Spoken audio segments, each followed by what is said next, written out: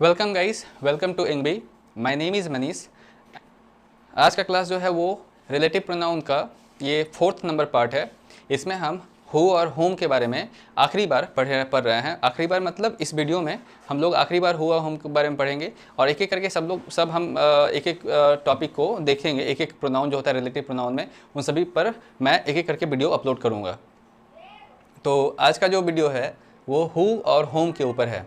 Who और home जो है ये रिलेटिव प्रोनाउन के अंतर्गत आते हैं और इसका यूज़ हम इंट्रोगेटिव के लिए भी करते हैं। तो इसको हम आज की क्लास में काफ़ी डिटेल में समझेंगे और सिर्फ समझेंगे ही नहीं, हम उसका एग्जाम्पल के साथ देखेंगे भी उसको, और साथ ही साथ हम उस जितनी भी चीज़ों को आज हम सीखेंगे उन सभी चीज़ों से रिलेटेड हम कॉमन एरर्स को भी लास्ट में एक टेस्ट की तरह हम लोग उसको देखेंगे। ठीक है, तो चलिए शुरू करते हैं आज की क्लास।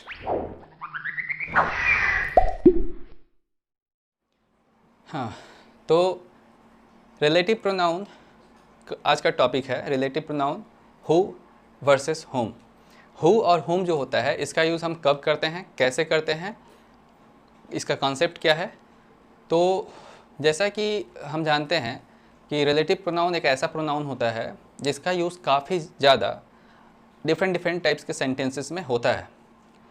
डिफरेंट टाइप्स के सेंटेंसेस में कहने का मतलब है कि आप पैरा जंबल ले लीजिए या फिर पैराग्राफ ले लीजिए या फिर सेंटेंस करेक्शन में ले लीजिए, स्पॉटिंग एरर जो भी होता है, ये सभी चीज़ जो होते हैं आरसीज में, तो उन सभी चीज़ों में ये सभी यूज़ किए जाते हैं। सेंटेंस को एक सेंटेंस के साथ दूसरे सेंटेंस को जोड़कर हम इसे यूज़ करते हैं। ठीक है, तो रिलेटिव प्रोनाउन जो है यूँ तो बहुत टफ लगता है लोगों को, लेकिन ये जो है काफ़ी आसान टॉपिक है जिसे बहुत आसानी से समझा जा सकता है। तो आज मैं आप लोगों को इससे साक्षात्कार करवाऊंगा और बताऊंगा कि रिलेटिव प्रोनाउन जितना आप लोग समझते हैं, जितना डरते हैं, इससे उतना डरावना नहीं है, बल्कि काफ़ी फैमिलियर है, काफ़ी आसानी से समझा जाने वाला चीज़ है, टॉपिक है। तो चलिए देखते हैं हु। तो मैंने अभी जैसा कि आप लोगों को कहा, हु जो है इसका यूज़ जो है हम हु का यूज़ जो है हम और हु का यूज़ हम कहाँ करते हैं। तो ये दोनों जो है दोनों ही हम इंट्रोगेटिव की तरह भी इसका यूज़ करते हैं। ठीक है, इंटेरोगेटिव की तरह भी हम इसका यूज़ करते हैं। मैंने इंट्रोगेटिव प्रोनाउन बता दिया है काफ़ी डिटेल में। अगर अभी तक आप लोगों ने इंट्रोगेटिव प्रोनाउन का वीडियो नहीं देखा है तो प्लीज़ उसको पहले आप देख लीजिए, आपको ज़्यादा अच्छा तरह से समझ में आएगा। तो ये हालांकि उससे डिफरेंट टॉपिक है। तो इंट्रोगेटिव प्रोनाउन की तरह भी इसका यूज़ करते हैं, हम क्वेश्चन करने के लिए इसका यूज़ करते हैं इंट्रोगेटिव में। जैसे कि मैं कहता हूँ हु आर यू, तो ये जो है एक इंट्रोगेटिव प्रोनाउन की तरह यहाँ यूज़ हुआ है, हु आर यू। ठीक है, प्रश्न पूछने के लिए इसका यूज़ करते हैं। और होम जो है इसका यूज़ करते हैं, जैसे कि हम बोले by whom are you known. ठीक है, by whom are you known. तो ये जो है यहाँ पर होम, ये भी हमारा इंट्रोगेटिव प्रोनाउन है और प्रश्न पूछने के लिए इसका यूज़ किए हैं। ये हमारा एक्टिव वॉइस में के अंतर्गत आता है और ये पैसिव वॉइस के अंतर्गत आता है। ठीक है, तो हम इसे वॉइस में यूज़ करते हैं, इंट्रोगेटिव प्रोनाउन की तरह इसका यूज़ करते हैं हम। तो हु और होम वहाँ तो यूज़ होता है, लेकिन हमारा टॉपिक जो है वो रिलेटिव प्रोनाउन है। तो मैं जस्ट इसके बारे में इसलिए बता रहा हूँ क्योंकि इसको हम जान लें कि इस तरह से भी इसका यूज़ होता है, इंट्रोगेटिव प्रोनाउन की तरह भी हम इसका यूज़ करते हैं। और एक बात कि हु जो है वो सब्जेक्ट के लिए यूज़ किया जाता है, जबकि होम जो है वो ऑब्जेक्ट सेंस में, मतलब ऑब्जेक्ट के लिए यूज़ किया जाता है। तो ये इंट्रोगेटिव से रिलेटेड हल्का सा इन्फॉर्मेशन था आप लोगों को वैसे पता ही होगा। अब हम इसे रिलेटिव प्रोनाउन के थ्रू समझेंगे कि रिलेटिव प्रोनाउन में इसका यूज़ कैसे करते हैं।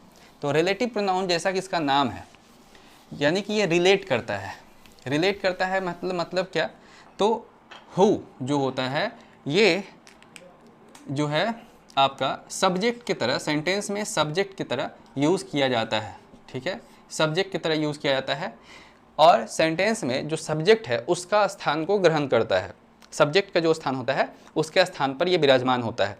ये जो है हुम, ये ऑब्जेक्ट के स्थान पर विराजमान होता है। ठीक है, ऑब्जेक्ट के स्थान पर। क्लियर है। हु जो है और हुम, ये दोनों ही, हु और हुम जो है ये नहीं, हु और हुम जो है ये हु और हुम जो है ये दोनों ही लिविंग के लिए यूज़ किया जाता है। लिविंग मतलब जीवित चीज़ के लिए यूज़ किया जाता है, जनरली पर्सन के लिए, ठीक है, पर्सन के लिए। लेकिन पर्सन में सभी पर्सन के लिए यूज़ नहीं होता है, इस बात को आपको ध्यान रखना पड़ेगा। पर्सन के लिए हम इसका यूज़ करते हैं लेकिन सभी पर्सन के लिए नहीं यूज़ होता है। आप इसका यूज़ कर सकते हैं, पर्सन के लिए तो कर ही सकते हैं, लेकिन आपको किसके साथ इसका यूज़ नहीं करना है, we can't use relative pronoun, we can't use relative pronoun, ठीक है। किसके साथ यूज़ नहीं कर सकते हैं, तो हम रिलेटिव प्रोनाउन एनिमल्स के साथ नहीं यूज़ कर सकते हैं, ठीक है। और जो छोटे उम्र के बच्चे होते हैं उसके लिए हम यूज़ नहीं कर सकते हैं। हाँ, भले वो जीवित हैं, वो जीवित हैं, लिविंग में आएंगे, लेकिन उसके साथ भी हम उसका यूज़ नहीं करते हैं।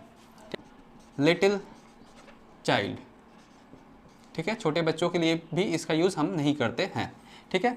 तो ये दो पॉइंट है जिसके साथ हम इसका यूज़ नहीं करते हैं। लेकिन अगर आपने मेरा पहले का वीडियो देखा होगा तो उसमें मैंने हु का यूज़ एनिमल के लिए भी किया है, ठीक है।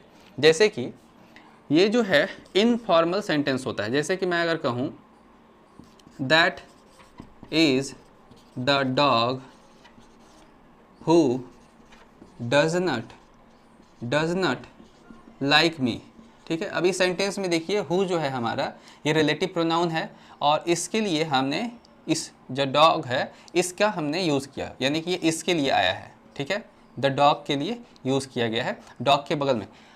तो ये जो है हम एनिमल के साथ भी इसका यूज़ कर सकते हैं, लेकिन ये जो होता है ये आपका इनफॉर्मल हो गया, ठीक है, इनफॉर्मल सेंटेंस हुआ। आप जनरली मतलब नहीं कर सकते हैं, ये कुछ एक सिचुएशंस होते हैं जिसमें आप यूज़ कर सकते हैं। हालांकि बोलचाल में आप ऐसे भी यूज़ कर सकते हैं, लेकिन इसको आप ग्रामेटिकली और अगर आप एग्ज़ाम दे रहे हो तो उसके साथ उस कंडीशन में आप यूज़ ना करें, ठीक है। तो अब हम कॉन्सेप्ट इस पर चलते हैं कि ये जो रिलेटिव प्रोनाउन जो होते हैं, रिलेटिव प्रोनाउन मतलब हु जो होते हैं या फिर हुम जो होते हैं, ठीक है, ये रिलेटिव प्रोनाउन जो है इसके पहले नाउन या प्रोनाउन होता है, नाउन होता है या फिर प्रोनाउन होता है, ठीक है। नाउन होगा या फिर प्रोनाउन होगा। और ये नाउन और प्रोनाउन, क्या आप इसको बार बार नाउन या प्रोनाउन कहेंगे कि रिलेटिव प्रोनाउन का नाउन है या फिर प्रोनाउन है? नहीं, इसे आप वो कह ही सकते हैं, नाउन या प्रोनाउन ही होता है, लेकिन इसको हम एंटीसीडेंट भी कहते हैं, ठीक है, एंटीसीडेंट भी हम इसे कह सकते हैं, ठीक है। तो ये हु और हुम जो रिलेटिव प्रोनाउन की तरह काम करता है, इसके पहले जो नाउन या प्रोनाउन होता है उसे हम एंटीसीडेंट कहते हैं, और इसके बाद जनरली वर्ब होता है, ठीक है, जनरली वर्ब होता है, ठीक है। मैंने अपने पहले वीडियो में भी बताया है कि यहाँ पर वर्ब की जगह पर कोई सब्जेक्ट भी हो सकता है, अनदर सब्जेक्ट जो होता है वो हो सकता है, कुछ एडवर्ब भी कभी आते हैं, तो सिचुएशन, लेकिन जनरली जो है वर्ब ही आते हैं, हेल्पिंग वर्ब या फिर मेन वर्ब कुछ भी आ सकते हैं। तो अब देखिए एक चीज़ कि ये जो हु है, हु स्पेशली जो है ये हु, इसके साथ कभी हम हेल्पिंग वर्ब में मतलब इसके बाद जो है हम कभी डू, डज या फिर डिड का प्रयोग नहीं करते हैं, और उसके बाद अगर V1 करके आप ऑब्जेक्ट यूज़ कर रहे हैं, हाँ, तो ये सेंटेंस आपका गलत माना जाएगा, क्योंकि ये डू डज का यूज़ हम इसके साथ नहीं करते। जैसे कि मैं यहाँ एक एग्जांपल लिखूँ कि हु डिड ही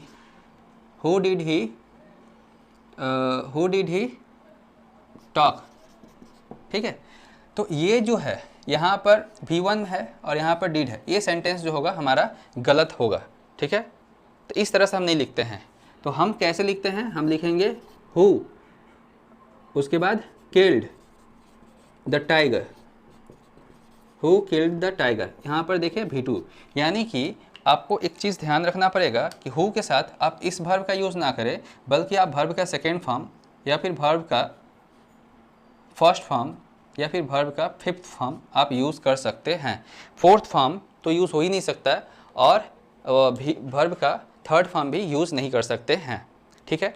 तो इस तरह से हम ये फॉर्मेट जो है इसको आपको समझना पड़ेगा, और ये इस तरह से हम यूज़ करते हैं। ये सेंटेंस हमारा क्या है, सही है, ठीक है, लेकिन ये सेंटेंस हमारा इंट्रोगेटिव होगा, तो ये सेंटेंस जो हमारा गलत होगा। तो आई होप आपको ये समझ में आया होगा। हु जो है मैंने कहा सब्जेक्ट की तरह यूज़ होता है ये, जबकि हुम जो है वो ऑब्जेक्ट की तरह यूज़ होता है, ये तो ऑब्जेक्ट के लिए यूज़ होता है। जैसे कि आप सेंटेंस में ही बोलते हैं, जैसे कि आप सी बोलते हैं, जैसे कि आप यू बोलते हैं, जैसे कि आप आई बोलते हैं, जैसे कि आप दे बोलते हैं, ये सब जो बोलते हैं इसके जैसा ही हु भी है, यानी कि ये सब्जेक्ट की तरह है। ठीक है, ये सब्जेक्ट की तरह है।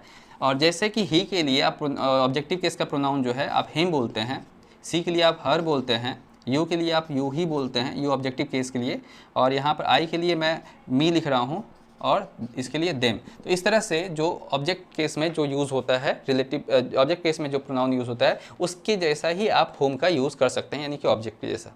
ठीक है, तो ये बात क्लियर हो गया होगा। यहाँ पर आप देखें यू जो है मैंने वाई कैपिटल में लिखा है, यानी कि ये सब्जेक्ट की तरह स्टार्टिंग सेंटेंस में स्टार्ट करेगा, तो कैपिटल लेटर। यहाँ पर यू जो है स्मॉल लेटर मैंने लिखा है क्योंकि ये सेंटेंस में एंड होगा, सेंटेंस के एंड में आएगा।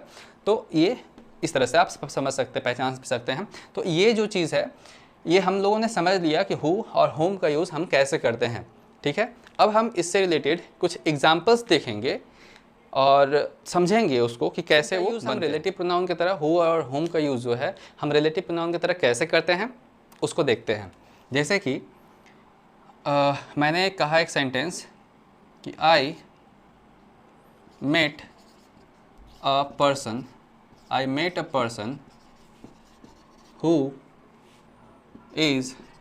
Who was my uncle. ठीक है, हु वॉज माई अंकल। इस सेंटेंस को आप देखिए, यहाँ पे जो हु है ये हमारा रिलेटिव प्रोनाउन है। ठीक है, हु जो है रिलेटिव प्रोनाउन है और हु अपने पहले आने वाले ये जो नाउन है इसके लिए यूज़ किया गया है। ठीक है, और सबसे ज़रूरी बात कि हु जो है अपने पहले आने वाला नाउन के साथ रिलेशन बनाता है, इसके साथ रिलेट कर पाया खुद को, इसलिए इसे हम रिलेटिव प्रोनाउन कहते हैं। इसीलिए हम इसे रिलेटिव प्रोनाउन कहते हैं, रिलेटिव प्रोनाउन कहते हैं। ठीक है, क्यों कहते हैं मैं फिर से कहूँ एक बार कि हु जो है वो अपने से पहले आने वाले नाउन या प्रोनाउन से खुद को रिलेट करता है, इसीलिए इसे रिलेटिव प्रोनाउन कहते हैं। ठीक है, लेकिन यहाँ से यहाँ तक एक अपना सेंटेंस है, मतलब ये कंप्लीट सेंटेंस है, ये यहाँ से यहाँ तक एक कंप्लीट सेंटेंस है। ठीक है, यहाँ से यहाँ तक कंप्लीट सेंटेंस है। तो ये जो कंप्लीट सेंटेंस है ये इसके बाद ये जो पार्ट शुरू हो रहा है हु वॉज माई अंकल, ये इनकम्प्लीट सेंस देता है। ठीक है, अगर हु इंट्रोगेटिव में यूज़ किया जाता, जैसा कि मैंने कहा था इंट्रोगेटिव में अगर यूज़ होता, इंटरोगेटिव में अगर यूज़ होता हु तो इसका मतलब होता कौन। ठीक है, कौन या फिर किसने। ठीक है, और अगर रिलेटिव प्रोनाउन में यूज़ होता, रिलेटिव प्रोनाउन में अगर यूज़ होता हु तो इसका मतलब हो जाता है जो या फिर या जिसने। ठीक है, तो ये चीज़ आपको समझ गए होंगे आप कि इंट्रोगेटिव में अगर हु होता है, ये हु जो होता है ये कौन या किसने वर्ड्स को बताता है, मतलब ये वर्ड है जिसका इसका मतलब ये निकलता है कौन या फिर किसने। ठीक है, जैसे कि हु टोल्ड यू, किसने तुमसे कहा, किसने तुमसे कहा। हु आर यू, तुम कौन हो।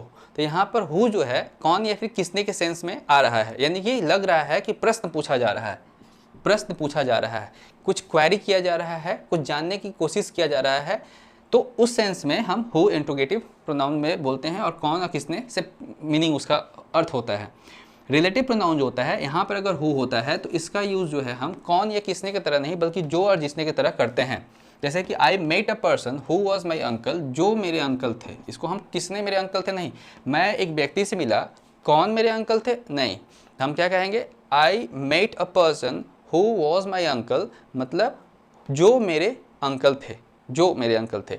मैं एक व्यक्ति से मिला जो मेरे अंकल थे। तो हु यहाँ पर जो है रिलेटिव प्रोनाउन की तरह है। ठीक है, तो रिलेटिव प्रोनाउन और इंट्रोगेटिव में ये अंतर है। और एक चीज़ आप समझ सकते हैं कि रिलेटिव प्रोनाउन के पहले कुछ ना कुछ जरूर रहता है। जैसे कि आप हु जो आप कोई इंट्रोगेटिव वर्ड बोलते हैं तो इंट्रोगेटिव वर्ड के पहले कुछ नहीं होता है। जैसे कि हु टोल्ड यू, ये सेंटेंस जो है ये तो who has given you the pen. ठीक है, तो हु जो है यहाँ पर वो उसके पहले देखिए कुछ भी नहीं है, डायरेक्ट हु से स्टार्ट हो रहा है और इंट्रोगेटिव साइन पर खत्म हो जा रहा है, तो ये जो है इंट्रोगेटिव है। लेकिन अगर रिलेटिव प्रोनाउन में रहता है तो इसको रिलेट करने के लिए कोई पहले, इसके पहले कोई नाउन या प्रोनाउन तो चाहिए होगा। तो कोई अगर नाउन या प्रोनाउन इसके पहले चाहिए होगा, इसका मतलब ये शुरुआत नहीं कर सकता है सेंटेंस से। समझ पा रहे हैं? ये जो है सेंटेंस में शुरू में नहीं आ सकता है, ठीक है। तो इसलिए ये जो है इसके पहले नाउन या प्रोनाउन होता है, और ये भी एक तरह का पहचान है जिससे आप पहचान सकते हैं रिलेटिव प्रोनाउन को, रिलेटिव प्रोनाउन वाले हु को और इंट्रोगेटिव वाले हु को। इस तरह से आप डिफ्रेंशिएट करके पहचान सकते हैं, ठीक है। अब आगे समझते हैं। तो ये तो हो गया। अब ये हम जान गए कि ये अपने पहले आने वाले नाउन या प्रोनाउन को क्वालिफाई करता है, तो इससे रिलेशन को दर्शाता है, इसके साथ रिलेट करता है, ठीक है। और ये बात याद रखिए कि हु के बाद जो वर्ब आता है, ये जो वर्ब आता है हेल्पिंग वर्ब या मेन वर्ब, ये डिपेंड करता है इसके पहले आने वाले सब्जेक्ट के लिए, ठीक है। ये डिपेंड करता है इससे, मतलब रिलेटिव प्रोनाउन से पहले आने वाले जो सब्जेक्ट होता है या फिर सब्जेक्ट बोल रहे हैं, जो भी नाउन होता है उसके अकॉर्डिंग वो डिपेंड करता है कि वहाँ क्या होना चाहिए। अगर ये मान लीजिए सिंगुलर है तो उसके अकॉर्डिंग यहाँ पे वर्ब जो आएगा वो भी सिंगुलर होगा। लेकिन अगर ये प्लुरल है तो उसके अकॉर्डिंग वर्ब जो है वो भी प्लुरल आएगा, ना कि हम इस पर डिपेंड करेंगे, हु पर डिपेंड नहीं करेंगे, ठीक है। उससे पहले जो नाउन ये प्रोनाउन आएगा उससे हम रिलेट करेंगे उसको। आई होप आपको समझ में आया होगा। तो आप देखते हैं इसको, जैसे कि I met a person who was my uncle, ये जो सेंटेंस है, ठीक है, आई मेट अ पर्सन, तो ये हम नहीं बोलकर हम ऐसा इसको बोल सकते हैं कि a person was my uncle, ठीक है। A person was my uncle, एक व्यक्ति जो है वो मेरे अंकल थे। वॉज माई अंकल, मेरे अंकल थे। ये कौन व्यक्ति मेरे अंकल थे? तो जिससे मैं मिला वही। A person was my uncle, ठीक है। हालांकि यहाँ पर जब व्यक्ति हम जानते हैं कि वो कौन है। और एक चीज़ यहाँ पर ध्यान दीजिए, बहुत इंपॉर्टेंट बात, कि जब आपको I met a person who was my uncle, जब आपको पता चल गया यहाँ पर जब हम इसके बारे में, इसी पर्सन के बारे में तो अतिरिक्त इन्फॉर्मेशन देते हैं ना, इसी नाउन के बारे में हम अतिरिक्त इन्फॉर्मेशन दे रहे हैं यहाँ पर, इसका मतलब हम उसको जानते हैं भली भांति, अच्छी तरह से समझते हैं। तो इसके अकॉर्डिंग जो है ये इसी व्यक्ति के बारे में बात कर रहा है। तो इसलिए ये जो है यहाँ पर आपको ये अनिश्चित वाले नहीं बल्कि निश्चित वाले आर्टिकल का यूज़ करना चाहिए, क्योंकि इससे आप ये क्लियर हो पाएंगे कि वो व्यक्ति को हम जानते हैं, मतलब आप निश्चित हैं उस व्यक्ति से, आप उस व्यक्ति को जानते हैं ऑलरेडी, इसलिए यहाँ पर द यूज़ होगा। I met the person who was my uncle. तो आपको इस तरह से आर्टिकल जो है उसको भी ध्यान में रखना पड़ेगा कि यहाँ पर डेफिनाइट आर्टिकल हमेशा यूज़ होता है, ठीक है। अगर होगा तो, नहीं अगर हो रहता है तो कोई बात नहीं। तो अब हम जो भी चीज़ सीखे, ये हु और होम के बारे में हम लोगों ने जो भी चीज़ सीखा, उससे रिलेटेड हम लोग कुछ एग्जांपल्स को देखेंगे। तो देखते हैं अभी। I met Pankaj dash was going somewhere, मैं पंकज से मिला जो कहीं जा रहा था, डैश कहीं जा रहा था। मैं पंकज से मिला जो कहीं जा रहा था। तो मैं किससे मिला? मैं पंकज से मिला जो कहीं जा रहा था। तो यहाँ पर देखिए, आई मेट पंकज, ये एक सेंटेंस है। डैश वॉज गोइंग समवेयर, जो कहीं जा रहा था, कौन जा रहा था? ये पंकज जा रहा था, ठीक है। आप यहाँ पर ऐसे देखें, यहाँ पर क्या है? ये वर्ब, और इस वर्ब का अपना सब्जेक्ट कहाँ है? ये रहा, ठीक है। तो ये हमारा क्या हुआ? ये हमारा ऑब्जेक्ट हुआ, ठीक है। तो ये हमारा क्या है? Verb, helping verb. तो ये हमारा मेन वर्ब, ये हमारा जो भी है ऑब्जेक्ट बोल सकते हैं, फिर अदर पार्ट्स बोल सकते हैं, ठीक है। तो यहाँ पर इस वर्ब का अपना सब्जेक्ट तो है, इस वर्ब का अपना सब्जेक्ट कहाँ गया तब? तो इसका मतलब सब्जेक्ट गायब है, इसका मतलब सब्जेक्ट गायब है, यानी कि यहाँ पर क्या होगा? हु होगा। एक तो ये तरीका से आप समझ सकते हैं। दूसरा नंबर बात कि आप यहाँ पर ही या फिर हिम रख कर देखें, ही या फिर हिम रख कर देखें। अगर आप बोलते हैं he was going somewhere, he was going somewhere, सही है। हिम वॉज गोइंग समवेयर, नहीं, सुनने में सही नहीं लग रहा है, साउंड भी सही नहीं कर रहा है, और जो है अर्थ जो है वो भी गलत निकल रहा है। तो हिम वॉज गोइंग समवेयर, ऐसा ये नहीं होता। तो क्या होगा? ही वॉज गोइंग समवेयर, यानी कि यहाँ पर सब्जेक्ट रखने पर, तो हु जो होता है सब्जेक्टिव को, इसका ही तो प्रोनाउन होता है, इसीलिए हम लोगों ने यहाँ पर हु रखा। और वैसे भी दूसरा तरीका ये भी था कि हम लोग वर्ब से देखकर पहचान पाए कि ये वर्ब है, और इसके अकॉर्डिंग जो है हम लोग यहाँ पर क्या यूज़ किए? सब्जेक्ट वाला रिलेटिव प्रोनाउन यूज़ किए, जो कि हु है। क्लियर है? और ये हु के पहले जो यहाँ पर ये जो है, ये क्या है? नाउन, एक तरह से नाउन ही है ये, ठीक है, लेकिन ऑब्जेक्ट में है। तो ये जो है इस नाउन के, इसके पहले नाउन आ गया और इसके बाद जो है हमारा ये वर्ब आ गया। क्लियर हो गया? तो यहाँ पर आई होप आपको समझ में आ गया होगा। मैंने दोनों तरीके से समझाया कि आपको क्यों यहाँ पर सब्जेक्ट होगा और हु क्यों होगा, और कैसे आप चेक करके देख सकते हैं कि हु होगा कि होम होगा। ठीक है, अगर यहाँ पर हिम से बनाने से हो जाता, हिम यूज़ करने से हो जाता, तो हम यहाँ पर होम रखते। ठीक है, देखिए ये दोनों सेंटेंस सेम है, ये दोनों सेंटेंस जो है सेम है। I met Pankaj dash she invited on her birthday. मैं पंकज से मिला डैश सी इन्वाइटेड, वो उसने मतलब उस लड़की ने उसे इन्वाइट किया अपने बर्थडे पर। तो उस लड़की ने किसे इन्वाइट किया? पंकज को। उस लड़की ने पंकज को इन्वाइट किया। आई मेट पंकज, मैं पंकज से मिला, उस लड़की ने उस लड़के को यानी कि पंकज को इन्वाइट किया। तो अभी यहाँ पर देखें, ये जो है हमारा वर्ब, इस वर्ब का अपना सब्जेक्ट ये रहा, ये हमारा वर्ब, इस वर्ब का अपना सब्जेक्ट ये रहा। यानी कि हर वर्ब का अपना सब्जेक्ट है। सब वर्ब का मतलब सब्जेक्ट जो होता है उसका वर्ब होता है, ठीक है, लेकिन ऑब्जेक्ट का वर्ब नहीं होता है। तो सब्जेक्ट का वर्ब तो है, यहाँ पर हम लोग देख रहे हैं कि वर्ब का जो सब्जेक्ट है वो है, लेकिन ऑब्जेक्ट का दोनों वर्ब का अपना अपना सब्जेक्ट है। तो गायब क्या है? कुछ भी नहीं, यानी कि कोई सब्जेक्ट गायब नहीं है। तो क्या होगा यहाँ पर? होम। ठीक है, I met Pankaj whom she invited on her birthday. मतलब मैं पंकज से मिला जिसे उसने अपने बर्थडे पर इन्वाइट किया। मैं पंकज से मिला जिसे उसने अपने बर्थडे पर इन्वाइट किया। ठीक है, तो यहाँ पर होम के पहले ये नाउन आ गया। नाउन ये प्रोनाउन कुछ तो आता है, लेकिन नाउन आ गया यहाँ पर, और यहाँ पर ये क्या है? ऑब्जेक्ट भी है। और इसके बाद जो ये वाला जो सब्जेक्ट है, ये इस सेंटेंस के लिए सब्जेक्ट, मतलब यहाँ से यहाँ तक ये ऑब्जेक्ट है। इस चीज़ का गवाही कौन दे रहा है? तो आप इसी सेंटेंस के एंड में आप इसको रखें। अगर इसको आप यहाँ पर ला के रखते हैं, यहाँ पर, ठीक है, होम को आप यहाँ ला के रखते हैं। ऑब्जेक्ट का स्थान क्या होता है? सब्जेक्ट वर्ब के बाद ऑब्जेक्ट आता है, सब्जेक्ट वर्ब के बाद ऑब्जेक्ट आता है। आप होम को यहाँ पर ला के रखें। आई इन्वाइटेड, होम मतलब यहाँ पर जो भी होम जो है इसी पंकज के लिए आया है ना, होम जो है इस पंकज के लिए आया है। ठीक है, होम इस पंकज के लिए आया है, तो इसका मतलब ये जो है यहाँ पर अगर हम रखते हैं I invited Pankaj on her birthday, I invited sorry she invited on Pankaj on her birthday. तो पंकज को हम लोग कहाँ रख रहे हैं? वर्ब के बाद, यानी कि ऑब्जेक्ट की तरह। और इसीलिए तो यहाँ पर ये जो होम है इसी पंकज के लिए आया है, उसी को तो इन्वाइट किया गया उस लड़की के द्वारा। बात क्लियर है? तो यहाँ पर ये जो चीज़ है, मतलब ये जो होम है ये ऑब्जेक्ट है जो कि इस के लिए यूज़ किया गया है। इसके पहले आने वाले नाउन से मतलब इस पंकज से रिलेट कर रहा है खुद को, और बता रहा है कि मैं ऑब्जेक्ट हूँ, ऑब्जेक्ट का नेचर रखता हूँ, इसीलिए मुझे ऑब्जेक्ट के स्थान पर ही रखो जो कि वर्ब के बाद होता है। यानी कि पंकज को वर्ब के बाद रख के देखते हैं, she invited Pankaj on her birthday. Clear हो गया? यानी कि ऑब्जेक्ट ही होगा। इस तरह से हम डिसाइड कर पाते हैं कि सब्जेक्ट में के स्थान पर रहता है तो हु होगा, या ऑब्जेक्ट के स्थान पर है तो होम होगा। क्लियर है? आगे देखते हैं। She is a girl that lives here.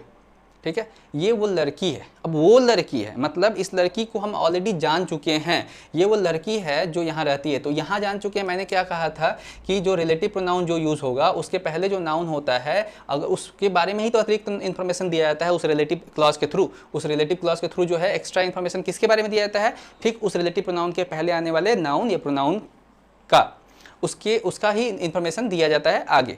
तो इसका मतलब हम उससे भली भांति परिचित हैं, मतलब हम उसको लेकर अब निश्चित हो चुके हैं कि ये कौन है, और निश्चित नहीं है। तो निश्चित हो चुके हैं, इसका मतलब जब निश्चित हैं तो हमें निश्चित वाला मतलब डेफिनाइट वाला हमें आर्टिकल यूज़ करना चाहिए। यानी कि हमें क्या यूज़ करना चाहिए? द।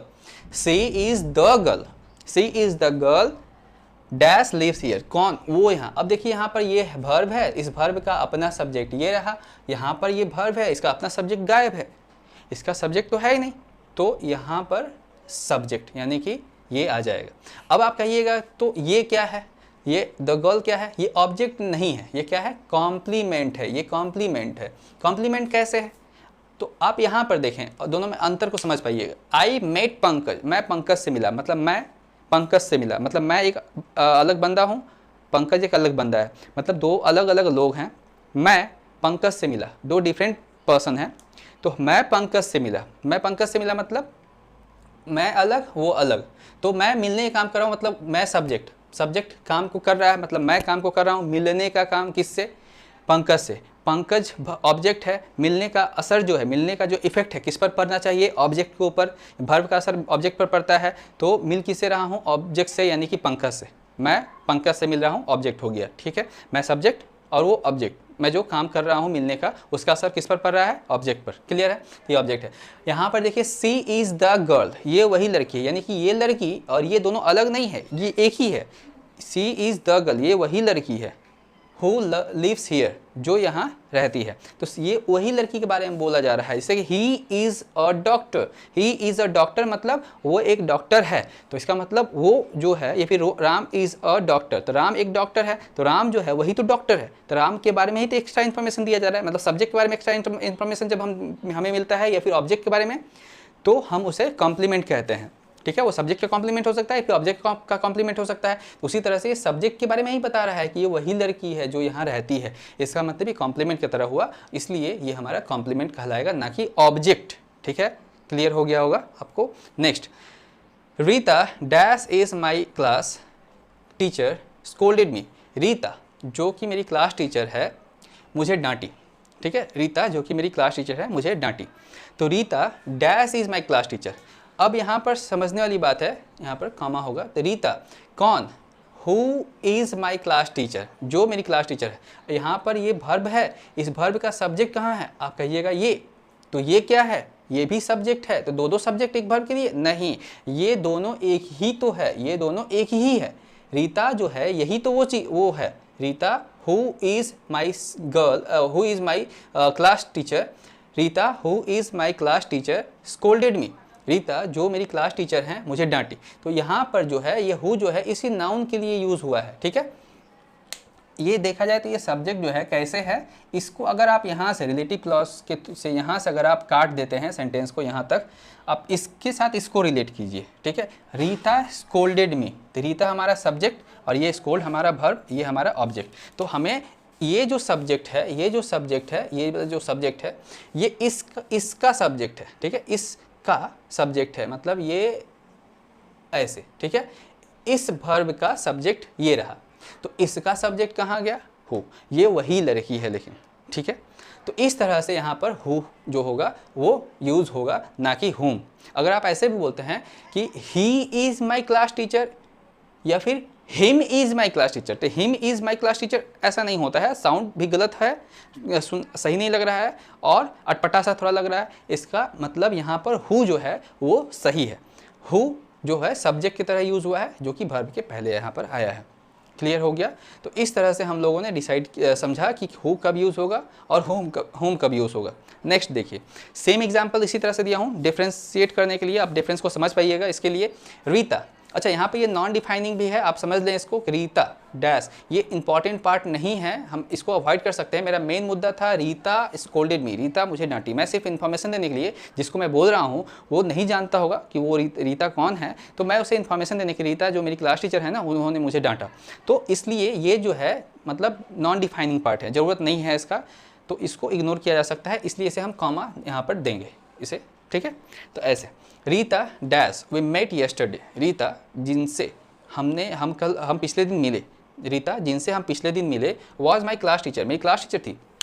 किसी ने पूछा कि वो कौन थी जिससे तुम कल मिले? मैं बोलूँगा रीता, ओ वो जिससे मैं कल मिला था मेरी क्लास टीचर थी। रीता जिनसे मैं कल मिला था मेरी क्लास टीचर थी। तो इसका मतलब रीता जिनसे मैं मिला था। अभी अगर हम कहते हैं यहाँ पर कि ये जो है, मैं अगर कहता हूँ कि ये यहाँ पर वी मेट यस्टरडे, तो ये थोड़ा सा अटपटा टाइप का लग रहा है, गलत हो जाएगा। तो हम ऑब्जेक्ट को ऑब्जेक्ट के स्थान पर रखकर हम सोचते हैं, यानी कि हम यहाँ पर होम लगाएंगे। ठीक है, वी मेट यस्टरडे, हम ये सब्जेक्ट हो गया, हम मिले किससे? तो वी मेट रीता। रीता को हम लोग कैसे ले रहे हैं? यहाँ पर ऑब्जेक्ट की तरह ले रहे हैं। रीता को हम मिले, वी मेट रीता। अगर रीता को आप यहाँ पर प्लेस करें तो क्या हो जाएगा? वी मेट रीता यस्टरडे, हम लोग रीता से पिछले दिन मिले थे। रीता के यहाँ किस तरह से काम कर रहा है? ऑब्जेक्ट की तरह काम कर रहा है। ठीक है, तो इसके लिए जो प्रोनाउन यूज़ होगा वो भी तो ऑब्जेक्ट ही होगा ना। तो इसलिए Rita whom we met, Rita whom we met yesterday was my class teacher. ठीक है, ठीक है, ये समझ में आ गया होगा आपको। तो इस तरह से हम लोग यहाँ पर पहचान पाए कि यहाँ ऑब्जेक्ट होगा जिसके बारे में बोला जा रहा है, क्योंकि अब इस वर्ब का अपना सब्जेक्ट यहाँ पर है। इस वर्ब का अपना सब्जेक्ट कहाँ है? यहाँ है। ये जो वर्ब है वॉज, इसका अपना सब्जेक्ट कहाँ है? ये रहा। Rita was my class teacher, Rita was my class teacher. तो इस वर्ब का अपना सब्जेक्ट कहाँ है, यहाँ है। इसका मतलब दोनों वर्ब का अपना अपना सब्जेक्ट है, तो क्या गायब है, सब्जेक्ट तो हो नहीं सकता, इसका मतलब तो क्या होगा, ऑब्जेक्ट। यानी कि ये जो है होम जो है हमारा ऑब्जेक्ट होगा, और होम ऑब्जेक्ट ही होता है।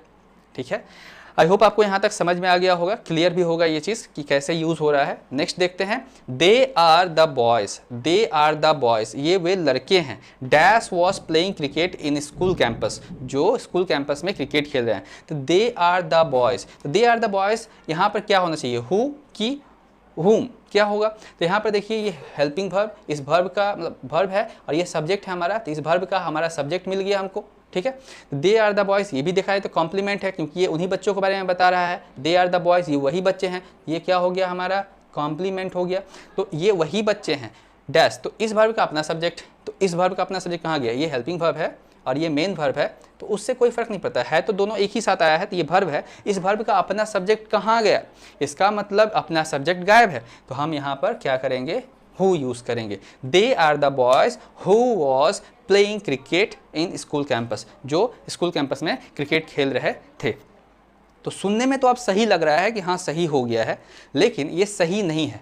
मैंने याद कीजिए, मैं अभी थोड़ा देर पहले ही बोला था आपको कि, और फिर से कह रहा हूँ, बहुत इंपॉर्टेंट है, बहुत ध्यान से आपको समझना पड़ेगा कि रिलेटिव प्रोनाउन अपने जो पहले जो सब उसके पहले जो नाउन आता है, फिर प्रोनाउन आता है, उसके अकॉर्डिंग वर्ब लेता है। रिलेटिव प्रोनाउन जो उसके पहले, जैसे कि रीता है, उसके पहले इज आया है। ठीक है, यहाँ इसके पहले देखिए गर्ल, उसके हिसाब से आया है, एक लड़की एस लगा है इसमें। ठीक है, तो उसके हिसाब से अगर देखा जाए तो हु के पहले बॉयज़, ये क्या है, प्लुरल में है, ये हमारा क्या है, प्लुरल में है। तो प्लुरल में अगर है तो आपको वर्ब भी तो प्लुरल लगाना चाहिए, यानी कि यहाँ पर हमारा वर्ब गलत है, क्या होना चाहिए, वर। ठीक है, तो क्या हो जाएगा, they are the boys who were playing cricket in school campus. तो यहाँ पर वेयर होगा, ना कि वॉज, वॉज नहीं होगा, वर होगा। ठीक है, आई होप आपको समझ में आ रहा होगा कि वर क्यों होगा, क्योंकि हम इसके पहले जब देखें तो इसके पहले हम देख रहे हैं कि ये प्लुरल है और इसके अकॉर्डिंग वर्ब हम यूज़ करते हैं, यानी कि यहाँ पर जो होगा वेयर होगा। क्लियर है, तो इस तरह से हम डिसाइड करते हैं। नेक्स्ट देखते हैं, I who is your friend, I who is your friend, मैं जो तुम्हारा दोस्त है, केयर यू तुम्हारी ध्यान रखता हूँ या फिर तुम्हारी फिक्र करता हूँ, मैं जो तुम्हारी दोस्त है, जो तुम्हारी दोस्त है तुम्हारी ध्यान रखता हूँ। तो सुनने में थोड़ा अटपटा सा लग रहा है ना, क्यों अटपटा सा लग रहा है पता है, क्योंकि हम बोल रहे हैं कि मैं जो तुम्हारी दोस्त है, मैं जो तुम्हारा दोस्त हूँ होता है नहीं होता है नहीं होता है। यानी कि यहाँ जो रिलेटिव प्रोनाउन हु है, इसके पहले हम देख रहे हैं जो सब्जेक्ट, उसके अकॉर्डिंग भी वर्ब लगना चाहिए। तो आई के अकॉर्डिंग यहाँ पर इज एम होना चाहिए, इसलिए यहाँ पर एम होगा, तो ये सेंटेंस सही हो जाएगा। तो क्या हो गया, करेक्शन होकर the I who am your friend cares you. तो अभी भी सेंटेंस में गड़बड़ी है, कहाँ गड़बड़ी है, ध्यान से देखिए। तो आई जो है ये वही है, मतलब मैं ही हूँ जो उसकी ध्यान रखता हूँ। तो मैं, ये सब्जेक्ट हमारा हुआ, तो हमारा वर्ब कहाँ गया, ये रहा हमारा वर्ब। तो आई जो है इसके साथ हम वर्ब का फर्स्ट फॉर्म यूज़ करते हैं ऑलवेज, वर्ब का फिफ्थ फॉर्म नहीं यूज़ करते हैं। आई इट्स नहीं बोलते हैं, आई इट अ मैंगो ऐसे बोलते हैं, इट यानी कि वर्ब का फर्स्ट फॉर्म, जबकि यहाँ पर फिफ्थ फॉर्म है। तो इसका मतलब यहाँ पर ये गलत है, यहाँ पर क्या होना चाहिए, केयर।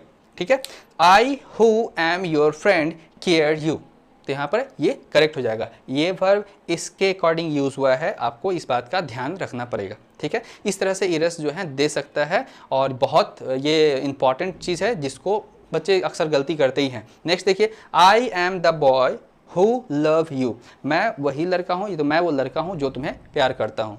तो क्या हो जाएगा यहाँ पर, आई एम द बॉय। यहाँ पर जो है आई जो है ये क्या है, हमारा प्रोनाउन है, रिलेटिव प्रोनाउन है।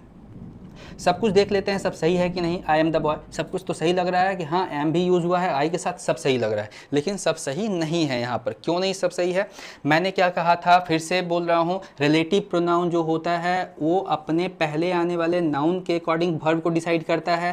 तो यहाँ पर हमारा नाउन जो है एक थर्ड पर्सन सिंगुलर नंबर हो गया, तो थर्ड पर्सन सिंगुलर नंबर के अकॉर्डिंग हमारा जो वर्ब होना चाहिए वो तो नहीं है, हमारा क्या होगा, वर्ब लव्स, यानी कि थर्ड ये सिंगुलर वर्ब यूज़ होगा लव्स। हाँ, I am the boy who loves you, यहाँ पे याद रखें ये लव्स इसके अकॉर्डिंग नहीं, इसके लिए तो ये आ गया एम, इसके अकॉर्डिंग ये यूज़ हुआ है। अगर यहाँ पर आप अगर केयर लव करते हैं या फिर अगर कोई ऐसा सेंटेंस होता है जिसके कारण यहाँ पर एम यूज़ किया जाता है, आप उसको सही कर देते तो गलत हो जाता है। इसके लिए ये यूज़ हो चुका है, बार बार एक ही सब्जेक्ट के लिए एक ही तरह का वर्ब यूज़ नहीं किया जा सकता है। इसका मतलब ये जो है इसके अकॉर्डिंग आया है लव्स, तो ये क्या हो गया, I am the boy who loves you. यहाँ पर लव्स जो है द बॉय इसके अकॉर्डिंग आएगा। तो फिर से जो इम्पॉर्टेंट बात है मैं उसे समझा देता हूँ, आप लोगों को रिपीट कर दे रहा हूँ एक बार, कि जो रिलेटिव प्रोनाउन होता है हु और हुम, वो जो होता है हमेशा पर्सन के लिए यूज़ होता है, जीवित चीज़ों के लिए यूज़ होता है, किसी बच्चे के लिए यूज़ नहीं किया जा सकता है उसे, और वस्तु के लिए यूज़ नहीं किया जा सकता है। और मैंने वस्तु नहीं लिखा था, लेकिन वस्तु के लिए भी यूज़ नहीं किया जा सकता है, मतलब थिंग के लिए यूज़ नहीं कर सकते हैं, और एनिमल के लिए भी यूज़ नहीं कर सकते हैं, लेकिन बोलचाल में आप यूज़ कर सकते हैं, ठीक है, लेकिन ग्रामेटिकली वो गलत माना जाएगा। तो ये पहला पॉइंट है। दूसरा नंबर पॉइंट कि जो रिलेटिव प्रोनाउन हु और हुम होता है वो हमेशा अपने पहले आने वाले नाउन या प्रोनाउन के अकॉर्डिंग अपने बाद आने वाले वर्ब को डिसाइड करते हैं, ठीक है। क्या कहा, जो रिलेटिव प्रोनाउन होता है उसके पहले जो नाउन या प्रोनाउन होता है उसी के अकॉर्डिंग वो वर्ब होता है जो कि रिलेटिव प्रोनाउन के बाद ठीक बाद आता है। तो ये हो सकता है अगर सेंटेंस में जो वर्ब दिए रहते हैं उस वर्ब का अपना सब्जेक्ट ढूंढिए, अगर वो सब्जेक्ट मिल जाता है तो ठीक है, तो अगर सब्जेक्ट नहीं मिलता है तो इसका मतलब हु होगा, वहाँ पर वो सब जो प्लेस खाली है फिल इन द ब्लैंक्स में हु या हुम के लिए वहाँ पर हु होगा, और अगर नहीं सबका अपना अपना सब्जेक्ट है इसका मतलब वहाँ हुम होगा। और इस तरह से आप डिसाइड कर सकते हैं। और साथ ही साथ आप ऐसे भी चेक कर सकते हैं कि वो जो रिलेटिव प्रोनाउन में जो हु और हुम जो होता है, आप हु के लिए सब्जेक्ट मतलब ही एक बार बैठा के देख सकते हैं, फिर सी बैठा के देख सकते हैं, या फिर यू बैठा के देख सकते हैं, फिर दे बैठा के देख सकते हैं। जो भी सब्जेक्ट के प्लेस पर आता है वो सभी चीज़ों प्रोनाउंस को आप बैठा के देख सकते हैं। आपको सही लगेगा तो मतलब सही लग रहा है और सही साउंड कर रहा है, सही मीनिंग अर्थ निकल रहा है, तो इसका मतलब वो हु सही होगा वहाँ पर। और अगर वहाँ पर ऑब्जेक्ट रखने पर, तो ऑब्जेक्ट जो है स्टार्टिंग में रखकर आप नहीं बना सकेंगे सेंटेंस के अकॉर्डिंग। जैसे कि मैंने यहाँ पर जैसे कि ये है, तो मैं अगर चाहूँ कि मैं बोलूँ कि मैं यहाँ पर डायरेक्ट हिम रख के देखूँ तो भी साउंड ठीक नहीं करेगा। तो आपको क्या करना पड़ेगा, ये जो जिस ऑब्जेक्ट के लिए आया है या फिर जो ऑब्जेक्ट के कारण इसको आना पड़ा, उस ऑब्जेक्ट को आप ऑब्जेक्ट के जगह पर रख कर देखिए। मतलब जैसे कि वर्ब के बाद अगर आप रख के देखते हैं और आपको सही लगता है, उसका अर्थ सही निकलता है, इसका मतलब यहाँ पर होम होगा। आई होप मैं आपको समझा पाया हूँ। और इन सभी चीज़ों हाँ, तो अंत में हम लोग जो भी चीज़ सीखे आज के क्लास में उसको हम समराइज़ करते हुए उसको एक छोटा सा टेस्ट के थ्रू हम समझ लेते हैं। तो चलिए देख लेते हैं इसको। Akash dash you met last week is my student. Akash dash you met last week is my student. Akash जिससे मैं, आकाश हु यू मेट होगा या फिर होम यू मेट होगा, क्या होगा आपके हिसाब से क्या लगना चाहिए यहाँ पर। तो देखिए यहाँ पर हम ऐसे समझते हैं, अगर ही हम बैठा के देखते हैं, ही यू मेट लास्ट वीक, तो नहीं, ये सही नहीं लग रहा है। यहाँ पर क्या होना चाहिए तब, whom, WHOM, whom. Akash whom you met last week. Akash जिससे तुम पिछले सप्ताह मिले वो मेरा स्टूडेंट है, ठीक है। तो होम यहाँ पर होगा क्योंकि इस वर्ब के लिए ये हमारा सब्जेक्ट तो है ही, ये वर्ब के लिए हमारा सब्जेक्ट है ही, तो हमें ज़रूरत किसकी है, इस ऑब्जेक्ट मतलब इसके लिए, आकाश के लिए। और ये जो है इसके पहले ये नाउन के लिए यूज़ हो रहा है, और साथ ही साथ इसको हम ऑब्जेक्ट के जहाँ पर प्लेस करके अगर देखें, you met Akash last week, you met Akash last week, अगर आप इसको यहाँ पर रखते हैं तो हम वर्ब के बाद ही रख सकते हैं, क्योंकि हम जानते हैं कि ऑब्जेक्ट जो होता है वर्ब के बाद आता है। तो you met Akash last week अगर हम बोलते हैं तो सेंटेंस पूरा सही हो जाता है, you met Akash last week, ठीक है। और ऐसे अगर आप देखें तो ये जो है इसके लिए ये वर्ब यूज़ किया हुआ है, ठीक है। आकाश इज़ माई स्टूडेंट, ठीक है। तो ये जो है यहाँ पर ऑब्जेक्ट ही बचा, क्योंकि इसका वर्ब ये रहा और इसका वर्ब ये रहा, बचा और कुछ भी नहीं, सबका अपना सब्जेक्ट अपना वर्ब है। इसका मतलब यहाँ पर क्या होगा, ऑब्जेक्ट यानी कि होम। मैंने कहा था वर्ब जो है सब्जेक्ट का होता है, ऑब्जेक्ट का वर्ब नहीं होता है। तो ये चीज़ करेक्ट हो गया हमारा। नेक्स्ट देखते हैं, Eklavya was an idol disciple of Dronacharya who was obedient. तो ये सेंटेंस अगर आप ध्यान से पढ़ें इस सेंटेंस को, तो इस सेंटेंस में आपको कुछ भी गड़बड़ी नहीं मिलेगा, ठीक है। लेकिन अगर आप इसका अर्थ निकालने का कोशिश करें, Eklavya was an idol disciple, Eklavya जो था वो एक आदर्श शिष्य था, किसका, तो द्रोणाचार्य, गुरु द्रोणाचार्य के आदर्श शिष्य था। वॉज हु वॉज ओबीडियंट, जो कि आज्ञाकारी भी था, आज्ञाकारी था कौन, तो एकलव्य ही आज्ञाकारी के होता है। एकलव्य के बारे में बोला जा रहा है कि एकलव्य आज्ञाकारी होगा। द्रोणाचार्य के बारे में तो नहीं बोला जा रहा है, लेकिन अगर आप ध्यान से देखें तो यहाँ पर हु जो है इसके पहले द्रोणाचार्य आया है, जबकि हु जो है यहाँ अर्थ बता रहा है, हु किसको रिप्रेजेंट कर रहा है, एकलव्य को बता रहा है, लेकिन हम तो वहाँ पर लिखे हैं। तो ये जो है कभी कभी गलत इस तरह से गलती हो जाता है। तो ये सेंटेंस जो है देखा जाए तो इनकरेक्ट है। इसका अर्थ क्या होना चाहिए, इसका प्लेसमेंट जो है ना वो थोड़ा सा आगे पीछे हो गया है। इसका ये सेंटेंस करेक्ट ऐसे होना चाहिए था, एकलव्य who was obedient, फिर से लिखेंगे अब यहाँ पर was an idol, उसके बाद यहाँ तक लिखेंगे द्रोणाचार्य तक, ठीक है। तो ये हमारा सेंटेंस करेक्ट होगा। क्या हो जाएगा, Eklavya who was obedient was an idol, was an idol। यहाँ पर was an idol जो है एकलव्य के बारे में बोला ही एकलव्य के बारे में ही बोला जा रहा है कि एकलव्य जो कि द्रोणाचार्य के सबसे प्रिय शिष्यों में से एक था, फिर द्रोणाचार्य के सबसे आदर्श भक्त शिष्यों में से एक था, ठीक है। तो Eklavya who was obedient was an idol disciple of Dronacharya. तो इस तरह से यह सेंटेंस सही होगा। हमेशा याद रखना है कि आप हु जिसके लिए यूज़ कर रहे हैं उसके बाद ही हो, ठीक है, उसके बाद हो। मतलब ये दोनों रिलेट कब कर पाएंगे, जब साथ में होंगे तब तो रिलेट कर पाएंगे ना। तो ये इसके लिए आया है, तब ये सेंटेंस हमारा सही हो जाएगा। वो सेंटेंस जो था ये हमारा सेंटेंस सही हो जाएगा, और ये सेंटेंस जो है अर्थ के अकॉर्डिंग गलत हो जाएगा, ठीक है। मैं इस तरह का और एक दो एग्जाम्पल दे सकता हूँ, पर टाइम कम है, मैं फिर भी एक एग्जाम्पल देना चाहूँगा। जैसे कि मैं अगर कहूँ, हाँ, she loves to play piano, who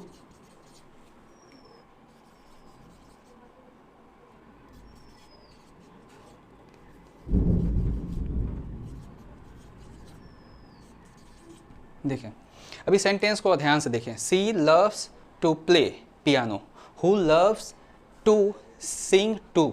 अभी यहाँ पर अगर ध्यान से देखें तो ये जो रिलेटिव प्रोनाउन है इसके पहले जो है इसके लिए पियानो के लिए यहाँ पर हु आ गया। सेंटेंस पढ़ने में सही लगना चाहिए, सिर्फ ऐसे नहीं।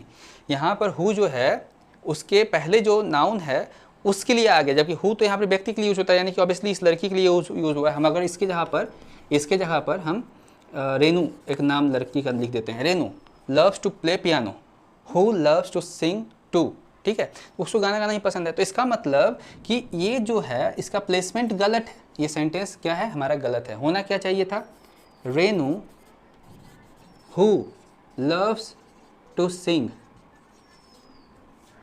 sing, उसके बाद हम इसका यूज़ करेंगे also, टू को मैं also में कन्वर्ट कर दे रहा हूँ, also loves to play piano, ठीक है।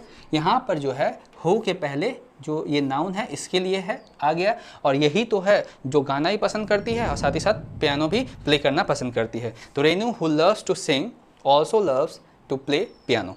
तो इस तरह से ये सेंटेंस सही होगा। ऐसे अगर आप बोलते हैं तो ये सेंटेंस गलत हो जाएगा। किसी जिससे रिलेट करना चाहिए उससे रिलेट नहीं करके किसी और से रिलेट कर पाएगा, तो ये सेंटेंस हमारा गलत हो जाएगा। नेक्स्ट देखते हैं, she loves listening music, who is a doctor. She loves listening music, यहाँ पर देखिए सेम उसी तरह से बात हो गया है। हु रिलेटिव प्रोनाउन, इसके पहले जो है म्यूजिक के लिए आ गया, जबकि म्यूजिक जो है नॉन लिविंग थिंग्स है, उसके लिए कैसे आ सकता है हु, यानी कि ये इसी लड़की के बारे में हु आया है, लेकिन इसका प्लेस गलत है। तो ये सेंटेंस गलत है। इसको सही अगर बनाते तो क्या होगा, सी लव्स सी उसके बाद उसको यूज़ करेंगे, see who is a doctor, ठीक है। यहाँ पर ये जरूरी अगर नहीं है तो मैं मान रहा हूँ नॉन डिफाइनिंग की तरह, see who is a doctor loves listening music, ठीक है। तो इस तरह से ये सेंटेंस करेक्ट हो गया। अब हमारा सेंटेंस सही है, see who is a doctor loves listening music. तो ये हमारा सेंटेंस करेक्ट हो गया अब, ठीक है। ये हमारा सेंटेंस करेक्ट, और ये हमारा गलत था। The girls who is naughty may be punished, the girls who is naughty, ठीक है। अभी यहाँ देखिए, यहाँ पर गलती क्या है, ये हम लोगों ने ये जो यूज़ किया गर्ल्स नाउन जो हम लोग यूज़ किए, इसके अकॉर्डिंग ये तो प्लुरल है। तो ये मैंने क्या कहा था कि रिलेटिव प्रोनाउन के पहले जो नाउन आता है उसके अकॉर्डिंग रिलेटिव प्रोनाउन के जो वर्ब आता है वो होता है, यानी कि यहाँ पर हु लगाना हमारा गलत है, क्योंकि ये प्लुरल है। तो इसके अकॉर्डिंग हमें यहाँ पर क्या लगाना चाहिए, are. The girls who are naughty may be punished, जो नॉटी हैं जो लड़कियां, उनको सज़ा दिया जाएगा, उनको पनिश किया जाएगा, ठीक है, किया जा सकता है। तो आई, नेक्स्ट देखते हैं और last, I who is your friend helped you, यहाँ पर योर होगा, I who is your friend helped you, मैं जो तुम्हारा दोस्त हूँ। तो देखिए फिर से वही गलती हुआ, आई, ये इसके पहले क्या है, सब्जेक्ट आई, इसके अकॉर्डिंग वर्ब क्या लगना चाहिए यहाँ पर, एम, तो यहाँ पे क्या हो जाएगा, I who am your friend helped you, मैं जो तुम्हारा दोस्त हूँ तुम्हारी मदद करूँगा, या फिर मैं तुम्हारी मदद किया, मैंने तुम्हारी मदद किया, मैं जो तुम्हारा दोस्त हूँ तुम्हारी मदद किया, ठीक है। तो इसके अकॉर्डिंग हमारा ये सही होगा। तो ये सभी कुछ एरर्स हैं जिनको आपको ध्यान में रखना है, और इन सभी चीज़ों को आप एक बार डिटेल में देख सकते हैं फिर से अगर कुछ दिक्कत होता है तो। लेकिन ये रिलेटिव प्रोनाउन का हु और होम जो है आज ख़त्म हुआ, और नेक्स्ट टॉपिक हम विच पर डिस्कस करेंगे। उम्मीद करता हूँ कि आप लोगों को आज का क्लास बेहद पसंद आया होगा। अगर पसंद आया तो प्लीज़ मैं चाहूँगा कि आप मेरे चैनल को सब्सक्राइब करें अगर नए हैं तो, और ज़्यादा से ज़्यादा लोगों तक मेरे वीडियो को शेयर करें, ताकि मैं इसी तरह से और मोटिवेट होकर अच्छे अच्छे वीडियो आप लोगों के लिए लाता रहूँ और आप लोगों तक पहुँचाता रहूँ। देखने के लिए बहुत बहुत धन्यवाद। Thank you.